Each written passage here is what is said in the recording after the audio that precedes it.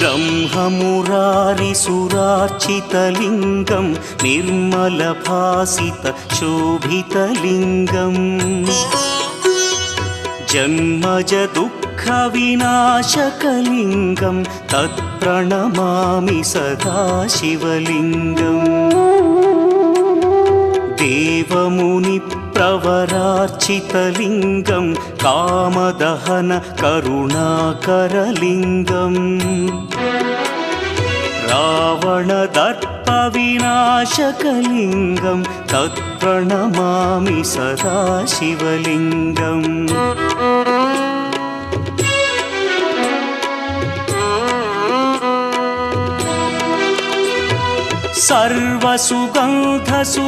सर्वसुगन्धसुलेपितलिङ्गं बुद्धिविवर्धनकारणलिङ्गं सिद्ध